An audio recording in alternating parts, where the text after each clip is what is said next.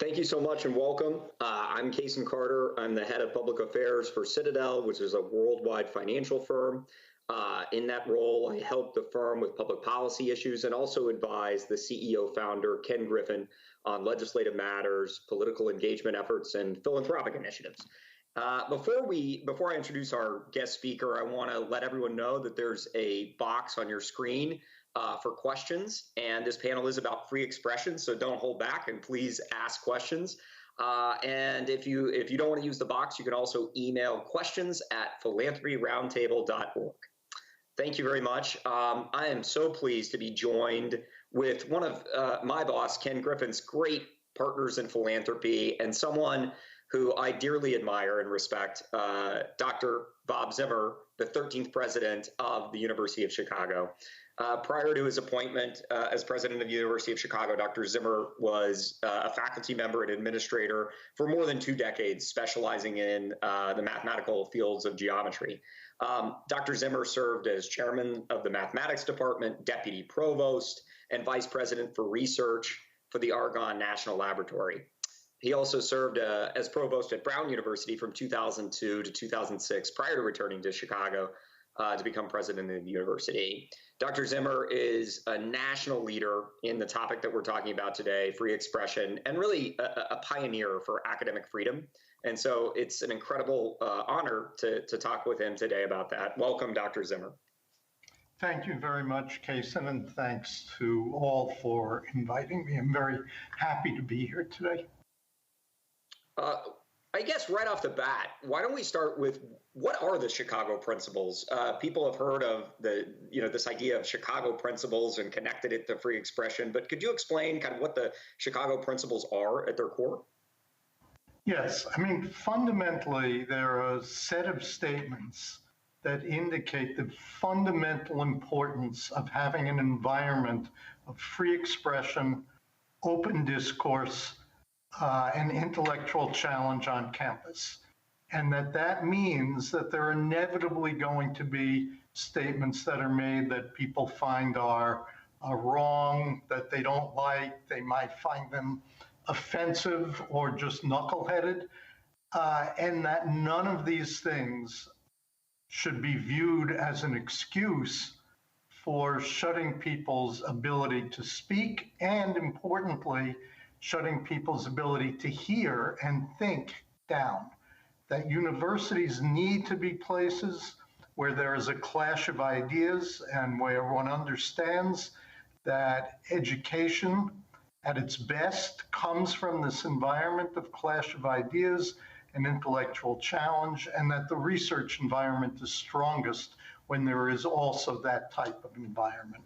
So the Chicago Principles are a firm statement on behalf of the University of Chicago that we do not shut people up, we do not disinvite people, that we are a place of openness of ideas and open discourse, and we believe and have for a long time that this is the environment for the most empowering education and teaching students how to be productive thinkers for their whole life, and providing an environment for faculty to do their most original and impactful research. And the Chicago Principles are basically statements to that effect as to why we always maintain an open, free environment. Have the principles or those statements that you mentioned, have they evolved over the years, or have they been fairly static and sort of core throughout? They have been interestingly core since the university was founded. That doesn't mean one would phrase them in exactly the same way over time, or that the particular issues one applies them to are exactly the same over time. But I would say when you go back and look at the words of the first president of the university, and you look at the minutes of faculty meetings from the early part of the 20th century, that these ideas and principles are very clearly embedded in the university. And whenever I talk about this, I always say, this is not just Zimmer talking. This is a reflection of the University of Chicago, its leadership and its faculty, and its general culture for many, many years. And sometimes people, sort of conflate free expression on college campuses with the idea of First Amendment protection and free speech. Could you explain sort of the core differences in those ideas? Yeah, this is a very important point. Thank you for asking. So the First Amendment to the Constitution is about the government and what it can do. Congress shall make no laws. It's how it starts out. And so what it is really saying about free speech is that Congress, and interpreted more broadly as the government as a whole, including state governments, shall make no laws that impinge upon the right of free speech, and as well as other freedoms that are protected. Now, this is about what the government can do, and it says nothing about what private institutions can do. University of Chicago, as are many well-known universities, private institutions, and we cannot violate the First Amendment because it doesn't apply to us. Now, public universities, and of course there are truly outstanding public universities, do have First Amendment obligations, and there's a whole world of jurisprudence around how to think about the role of a university as a university and the role of a university, public university, as a public institution deriving from the power of the state. And so that is where there's sort of a direct overlap. Now, what is freedom of expression about for private university if it's not about the First Amendment? It's about the fundamental missions of universities and how you fulfill that mission well or fulfill it poorly. And if you take as your fundamental missions empowering education for students, and I can talk about what that means in a moment, and teaching them how to think, not what to think, but how to think, so that they can confront complex and difficult challenges over the course of their life. You take that as one mission, and you take a research environment that produces ideas of importance to humankind as another mission, and you take the combined impact of what students as alumni will contribute to the world and what the ideas of faculty through their research contribute to the world. So as you take as your missions education, research, and impact, and you say, how do we do that well? That, to me, is the key question for universities. If you want to do an excellent job, you have to be providing an environment of constant intellectual challenge. This is how you're going to have an environment where students are going to learn intellectual skills and habits of mind that are going to serve them for the rest of their life. They have to understand the difference between an argument and a wish. They have to start being able to recognize other people's assumptions and challenge them. They have to understand their own assumptions and challenge them. They need to understand how to combine multiple perspectives in a type of synthesis. And they have to be able to listen to the ideas of others, challenge them, agree with them, understand how to articulate and make an argument about what it is they're trying to say. And all these skills and habits of mind are critical, and they don't just happen automatically. The way they happen is in an environment of ongoing intellectual challenge. And intellectual challenge demands that you hear things you're not going to be comfortable with, that you might think are wrong, and that you have to come to terms with this. And that demands an environment of free expression. And make a similar type of argument about the quality of research. So to me, the entire question around free expression for universities is how do you fulfill these critical missions at the highest possible level? And that is defined by intellectual challenge, and that means you need free expression, open discourse, rigorous argument, and learning how to think in that type of world and challenging assumptions and not just going along with the flow.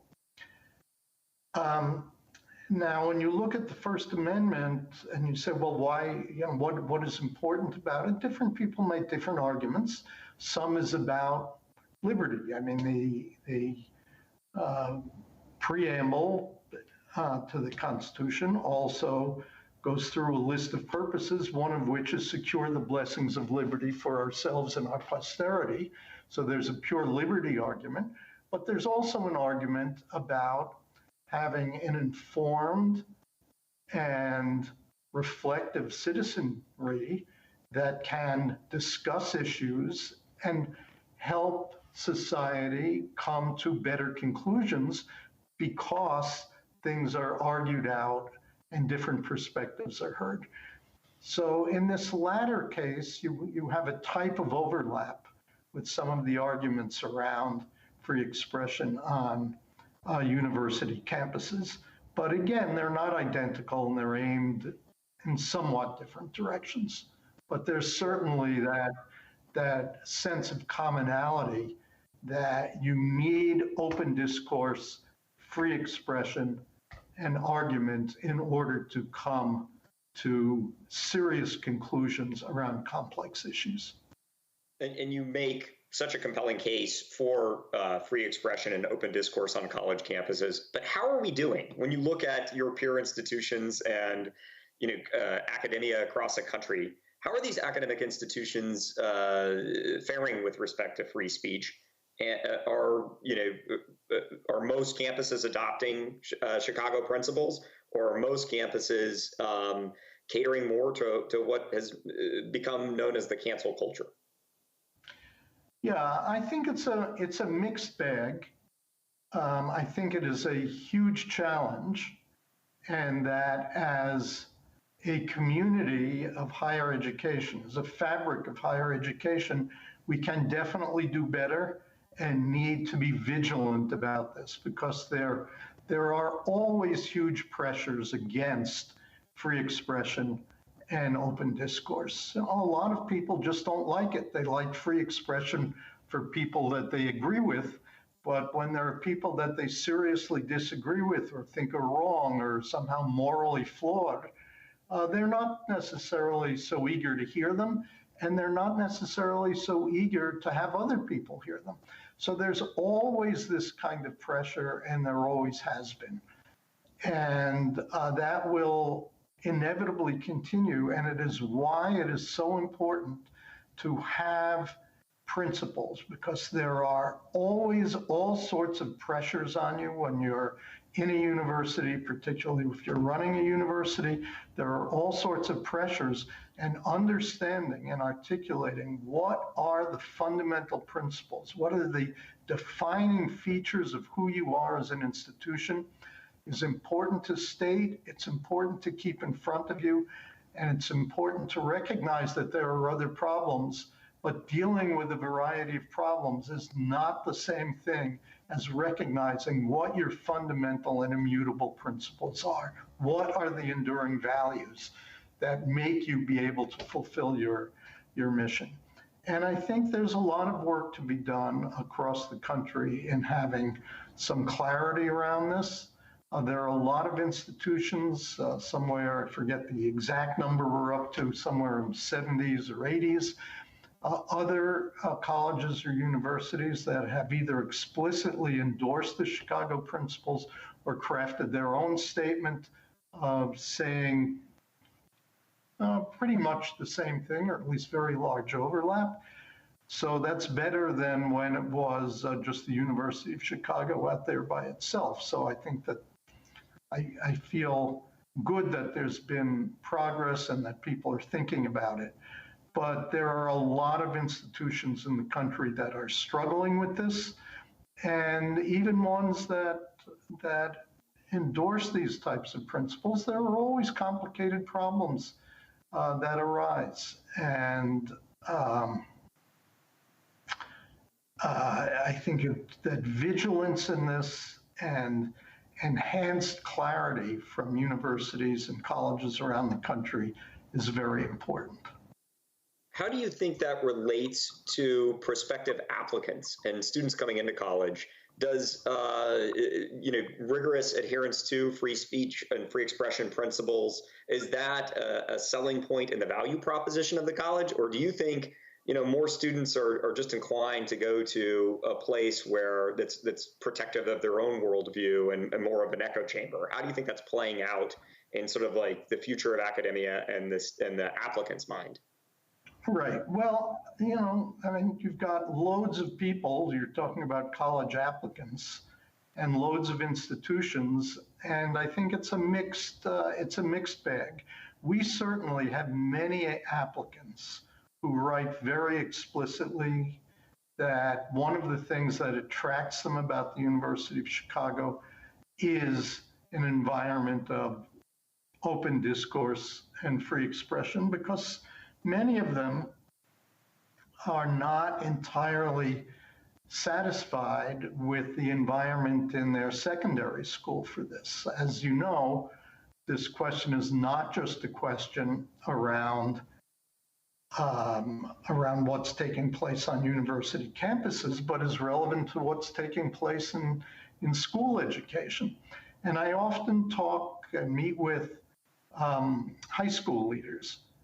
And I tell them, look, I understand you're the high school leader, I run a university, they're not the same thing, and I'm not telling you what to do, but here's a question for you. You do certain things very purposefully. You view it as your job to prepare people to take calculus or advanced calculus when they get to college. You view it as your job that when your students graduate, they can go to a college and write a decent essay in a history class or an English class. Do you view it as your job to prepare your students for an environment of open discourse and intellectual challenge that they should be receiving at a university? Is that part of how you think about what you want your students to be prepared for when they graduate from your school? And I encourage them to think about that so that they can do things so that the answer is yes. And I'm not telling them exactly what to do. I'm not a high school leader, and high school is different than college. But I think there's an obvious handoff of students. There's an obvious sense that you want high school students to be prepared for college. And as a mathematician, I'm happy to see them be prepared to do well in mathematics. But I want to also see them to be prepared for the most empowering education they can get in college. And that means that they have to be prepared for an environment of open discourse, free expression, and ongoing intellectual challenge. Does this debate over free expression and the sort of the benefits that you just described and stressing it to faculty, how does that relate to the rising cost of tuition and sort of the value proposition of higher education overall? I mean, that's been under attack in recent days as costs have escalated.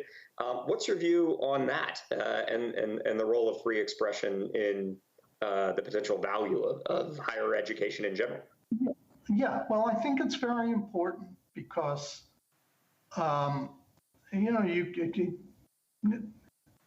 the question of what is the value proposition, I think, is a very natural one and an important one.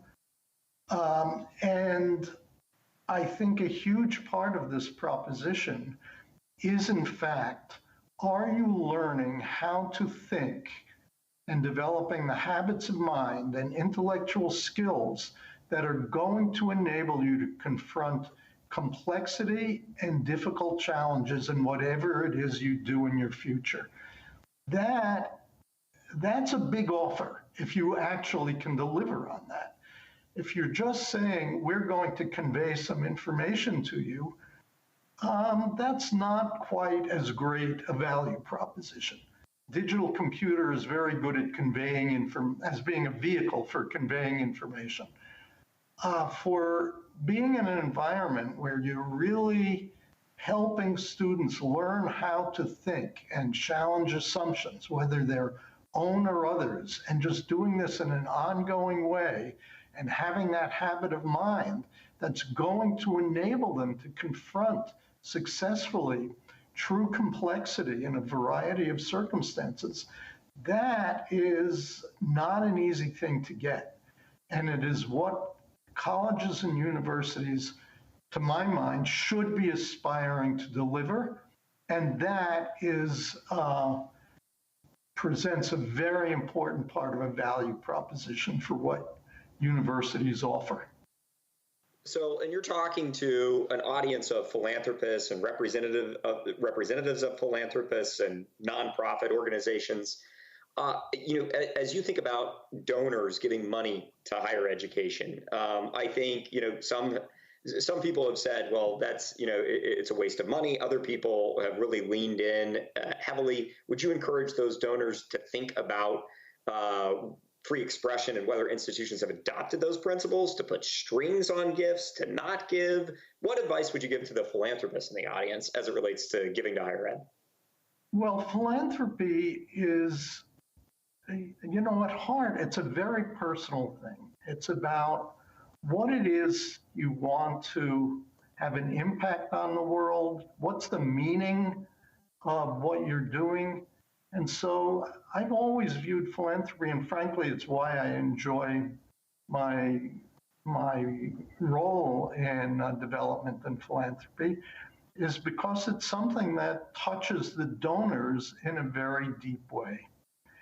And for that, donors deserve to have something that in fact reflects meaning to them. And so I would say in giving that you're not just sort of making this possible or that possible, but what is the meaning of making this possible or that possible? And how does inevitably that fit in to the totality of what the institution you're giving to is trying to accomplish? Because the institution's not just trying to accomplish one thing, it's trying to accomplish many things. And what you're giving to is an important part of that fabric. And I think understanding the fabric is important because it ultimately is about the meaning of the institution. And there's one other key thing about giving to universities, and this is maybe a little bit of advertising here, not necessarily just for my university, but in general, that I think is important to bear in mind, which is there's a huge leverage factor. Universities have just an enormous capacity of people looking at various problems in different ways. And I often say to our deans, your responsibility is to see that your school or your division flourishes. But you have around you all the other schools and all the other divisions. You have a gold mine around you. So you should be able to think about how do you both leverage those resources to make your area better, and how do you contribute? Conversely, how do you contribute to those areas? And that's another thing to think about in terms of philanthropy to universities, particularly to significantly scaled universities, where you might say, well, they're big, do they really need my funding? But you get a huge leverage factor because you're giving to one thing, but you can take advantage of this huge amount of other activity and faculty and ideas and facilities. And for us, we also operate 2 national laboratories for the United States Department of Energy, Argonne and Fermilab, and this is a huge leverage factor for our science. And different places will have different leverage factors. Not surprisingly, I'm bringing up what I think are very important ones, but I think that's another important thing. Free expression, I do believe, is important to think about because it goes to the large-scale meaning and what it is you're trying to accomplish. So here's something that I've had this experience with. A number of places, colleges or universities, invite me to come talk to them about free expression. And sometimes I hear the question, look, somehow you've got a very clear position in Chicago. It connects to your culture, it connects to your own views. We're struggling with this. How come we're struggling so much? And how do we get to a place where we can get to some resolution about this? And I ask them the following question. I say, when you hand someone a degree, does the institution and the faculty have a clear sense as to what that is about? What are you certifying when you give someone a degree? That they've been on campus for some number of years and taken some number of courses and hopefully passed all of them? Or are you certifying something more? And, at Chicago, we have a very clear sense about what the meaning of our education is, and I've tried to describe that a little bit. And I say, if you don't have a sense as to what the meaning of your education is, when you start talking about free expression, you get into this argument of some people like it, some people don't, and what is the basis for coming to an institutional conclusion? You have to come to a conclusion based on who you are as an institution. What is your mission, and how do you imagine fulfilling it? And how does your meaning come out of that? And if you can't answer those questions, you're just stuck in this kind of endless, well, I like it, I don't argument, which is fundamentally not that interesting. And so I do think that when you start thinking about giving to an institution, even if it's just to a part of the institution, you want it to have a meaning that comports with the meaning that you are seeking in being a donor, particularly a significant donor, which is a wonderful thing to do. It's an extraordinary personal act, and people who make that extraordinary act deserve to be in an environment where the meaning of it is reflected in something that is meaningful to them. And that's why I do think, to the extent that an environment of free expression is important to the donor, as what should an institution be doing that I'm giving money to, I think it is important. I think that certainly free expression speaks to the rigor of the institution, and if you don't have it, you sort of have a surface level, static quo, proposition of what the university represents. But if you have free expression, it creates a check and a balance on what the university stands for. I do want to, even though this is about free expression, I do want to give you an opportunity. You've been such a tremendous leader at your own university, University of Chicago, to describe, how the university has changed under your tenure, what your leadership has been about, and where you're trying to drive the university in the future. If you don't mind sharing that. Sure. No, I'm happy to talk about that. Thank you for the opportunity. So first, the nature of values is, I think, important. I tell everybody, every decision we make, it may look like a small decision, but we must keep the enduring values and meaning of the university in front of us in every decision we are making. So this question about free expression and rigor and open discourse and intellectual challenge has to be in front of us all the time. So that's sort of a background, and it's not just sort of a belief in how we conduct business, but it has to be a guiding light for every type of decision we make. Now, let me tell you one of the things that I've been focused on. I've been very focused on the nature of the impact that the university can have.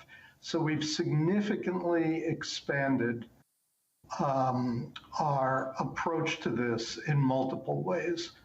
First, a great deal of emphasis on applied science. We started a new program in molecular engineering, which is now, speaking of philanthropy, the Pritzker School of Molecular Engineering. And this has led to the University of Chicago, together with the two national labs that we manage, as a leader in quantum information sciences, which will be hugely important for economic development and national security in the future.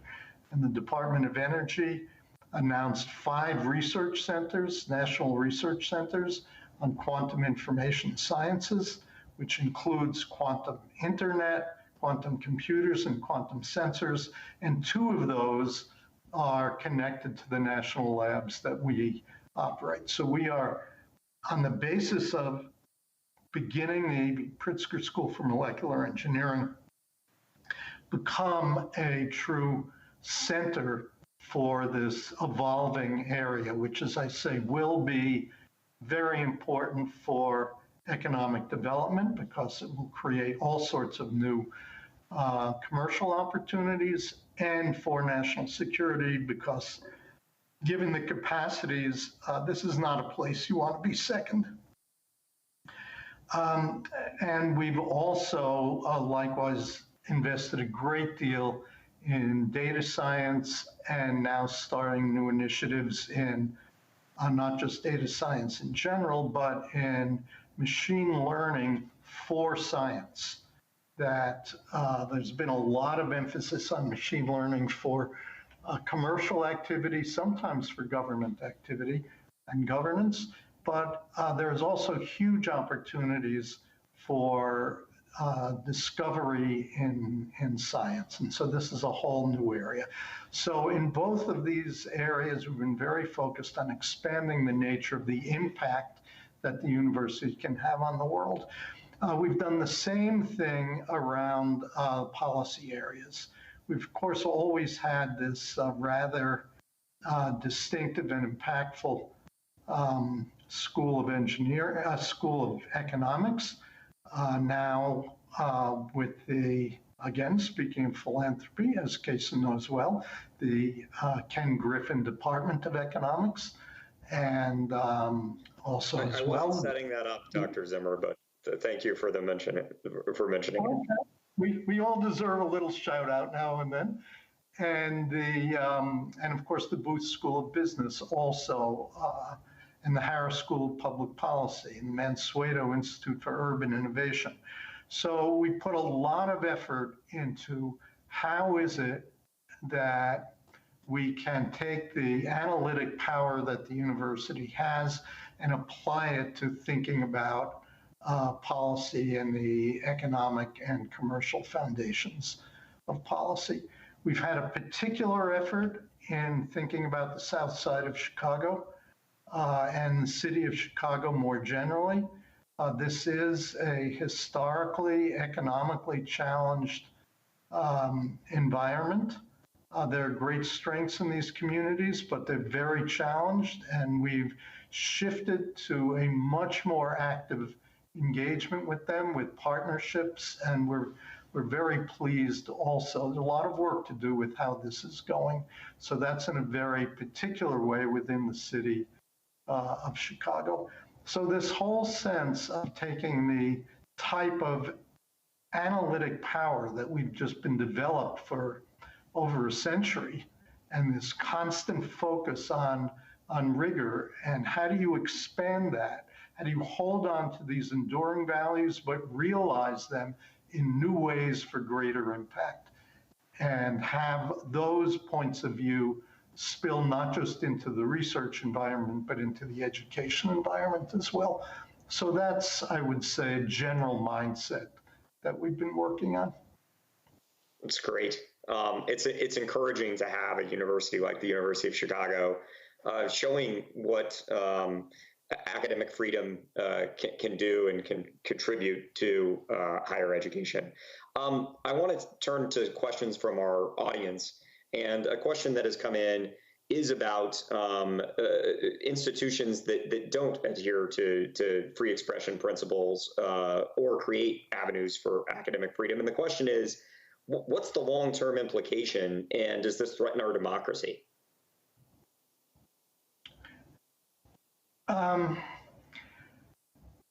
Well, you know, I try to be careful about talking about things I know about, and which is higher education, I also know something about mathematics if anyone's interested.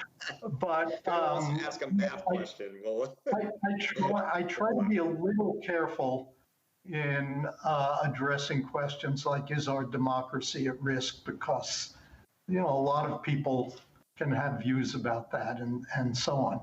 But nevertheless, I will indulge myself here. And I would say that the importance of being open to hearing other perspectives and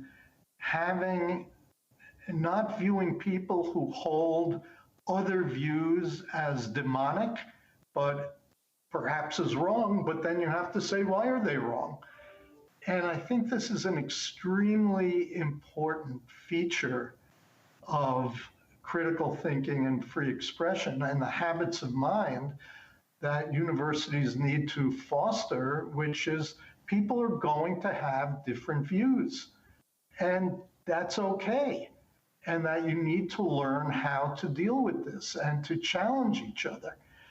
And the minute you start thinking, oh, only my group is moral because my group has these views and all the others are immoral, demonic, and need to be taken care of in some way, you've got a very different environment for your society. And to my mind, it's not a very healthy one.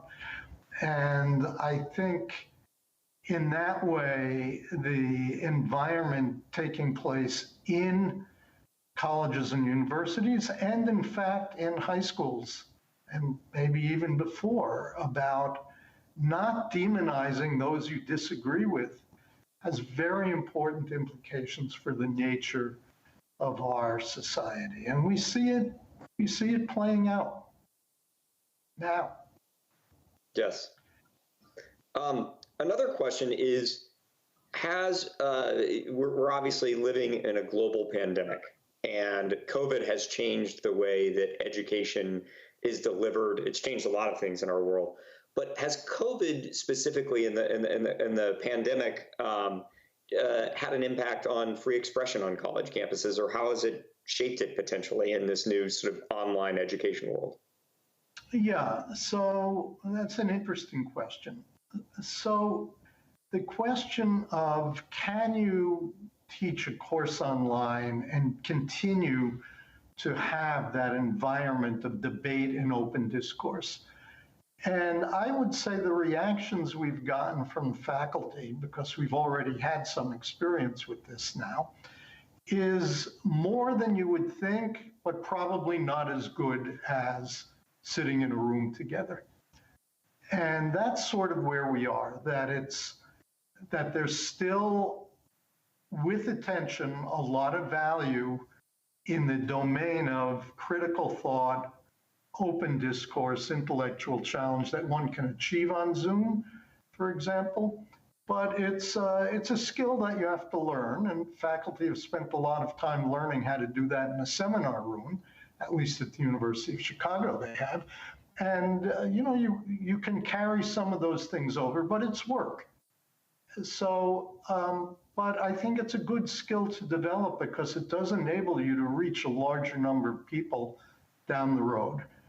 And so I think that's been a bit of a mixture. Now, the one other thing I'd say is that COVID has obviously caused a lot of personal stress.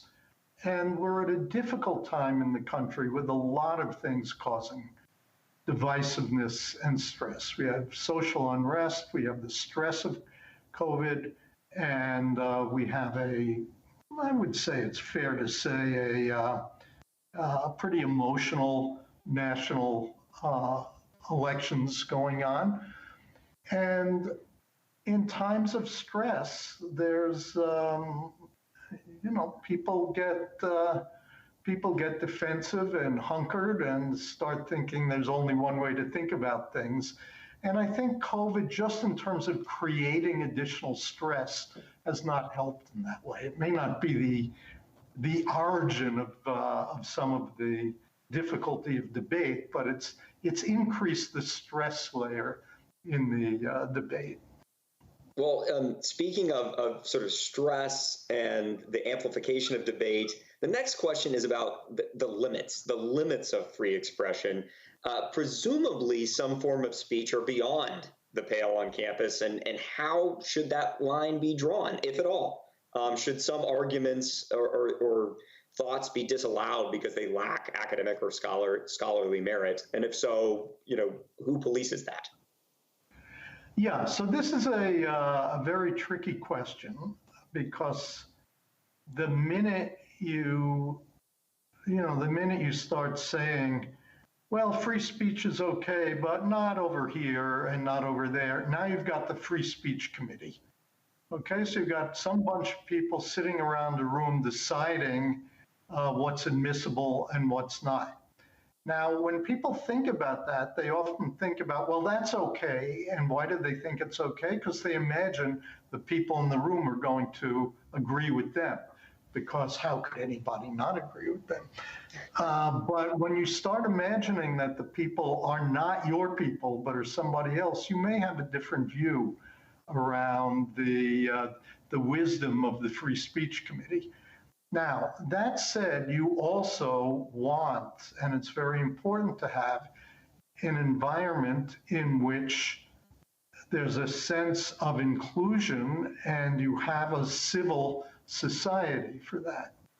And, it's no surprise to anybody to say that there's a history of exclusionary behavior in our society, like there has been in everyone, in all sorts of ways regarding slavery, racism, misogyny, homophobia, anti-Semitism, anti-immigrant views, and so on. And, these things have existed at various times, and some still do.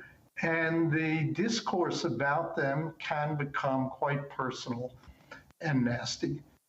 And that needs to be addressed, to my mind, as a separate issue, which is people need to be talked about too. And do you understand the personal impact that you're having on people and so on? And we have people who do that, but that should not be confused with having sort of the Free Speech Committee that is going to be passing judgment, because the line gets moved pretty easily. And there's a lot of arguments for things being hate speech, when some people would say, this is not hate speech, I'm just trying to make an argument here. And you do not want to stifle discourse, and you want to create an inclusive environment that is civil in its behavior. And sometimes there's a tension between them. And, the world's full of managing tensions, and that's one of the tensions you have to manage. But I would be very loath to make some principle where you had some committee sitting there passing judgment. That's a really fraught direction. It sort of undermines the very point of the matter. I think the next question is sort of on the heels of some of these sensitive topics. There was some recent news. This is the question. I'm not aware of this news, but the English department at the University of Chicago was going to favor graduate admissions who wanted to study racial justice questions. Are you able to share how that type of approach interacts with the Chicago free speech principles, or how do different departments put those principles into practice? Yeah, so this is an interesting question. So let me just sort of state the facts of what the English department did. The English department said that they were going to have a preference for the next year's admissions to doctoral programs around for students who are interested in Black studies. This didn't mean that the entire department was doing that. It meant that admissions for this coming year was going to favor this. Now, as you say, this got into the news. There was a lot of comment about it from all sorts of people. And so I did feel it was important to address. So I recently sent out a note to the university community about this. And there were a few points in this. And there are two ways of looking at this. One is that you could say this looks like a type of political test for admission. Mm-hmm. And I was very clear that any sort of political test for admission was totally antithetical to the principles of the university, and that if it was either the intent or the way it's implemented, or could be even reasonably seen by faculty and students as a political test, that this was totally against the principles of the university. Now, on the other hand, there is a different way of looking at this, which is that the study of race is not an area of undeserved attention. I mean, this is a serious issue in this country. It would be one of the most serious issues in this country, and understanding racial issues from a variety of perspectives, I think is fair to say from an academic point of view is important. Now, different departments make decisions at various times that, well, we're going to hire faculty in some certain areas, we're going to focus graduate students in some certain areas. And I pointed out, it's like a history department saying, we're going to focus on American history for the next year in terms of our graduate admissions, or the law school saying we're going to focus on international law. I didn't say it, but I could have said the mathematics department's going to focus on topology and geometry for the next year. And these are types of decisions that departments make all the time. And it's a function of the kind of academic freedom where you actually give departments that authority to be thinking about their scholarly evolution. So, this event can be looked at in two ways, and they speak in different directions. And I actually viewed it as a good example of why it's important to be able to think about things from multiple perspectives, because neither side tells the whole story.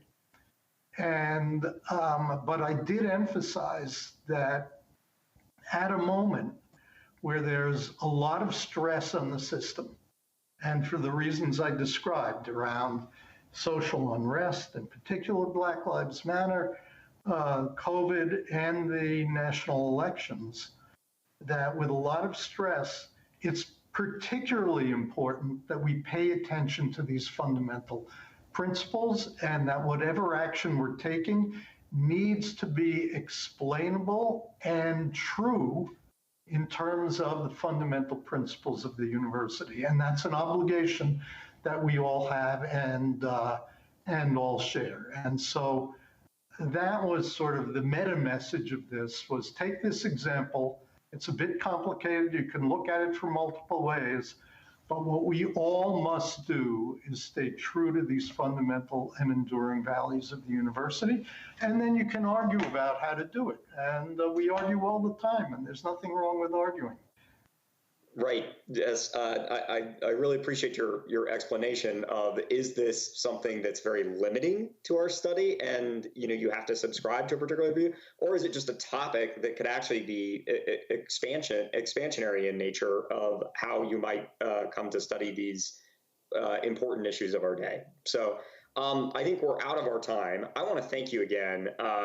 It's a pleasure to have you here. I know the Philanthropy Roundtable appreciates you being here. I appreciate you taking the time. And I just want to say thank you for your incredible leadership on free expression in higher education, because it is important. It's important to how future leaders learn, and to protect the rigor of academia and higher education studies. So thank you so much for being here, Dr. Zimmer. Okay, thank you very much, Cason. It's good to see you again. Good to have a chance to talk like this. And thanks so much to the Roundtable for inviting me. I greatly appreciate it. Thanks very much.